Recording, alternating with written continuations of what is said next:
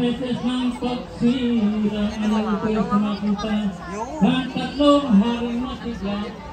Ang pagsilang ng pagkatay ng hanggang para ang mga kabayon nila. Nagsabay-sabay ng paglakad ang tatlong haring mapalad.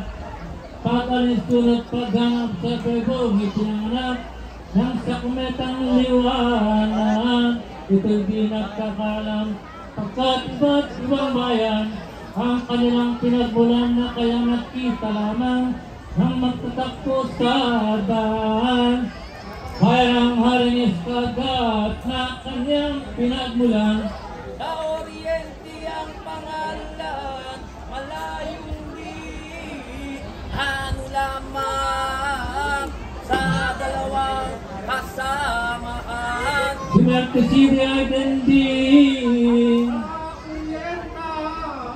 Ako nang galing, yaw na itarikan uling, sinusunod ang bituin ng pagdalaw na sa Belen.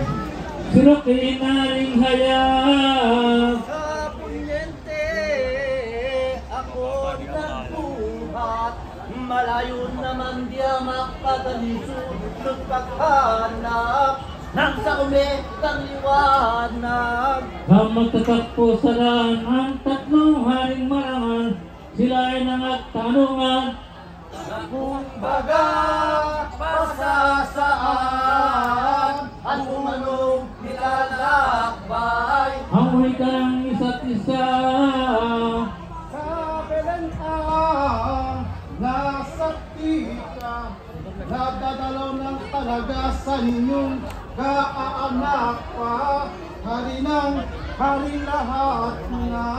Nag-usap na silang tatlo, ng isa ay ganito. Ang dapat maunay ako dito sa lahat na ito ng pagsunod nga sa astro.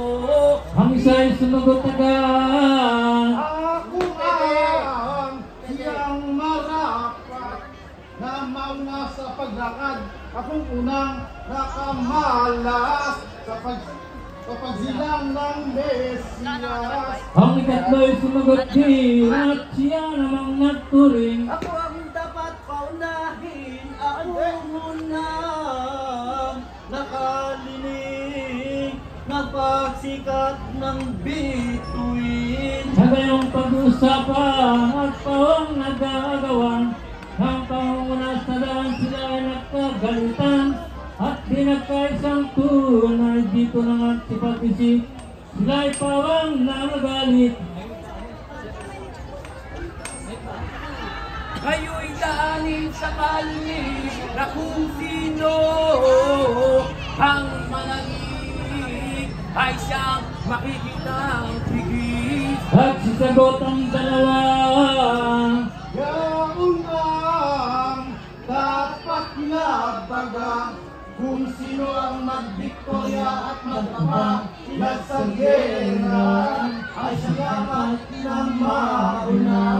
Ito'y dapat matalastas Kung sino magandang palad dapat mauna sa lahat ng pakita at paghanap sa regot kong Mesiyas at yamang gayon din lamang may mga sundadong abay Kaya at pinag-usapan, na maggera at maglaban matangwang hahangganan. si Escar katay nagpadyas sa mga soldadong sama.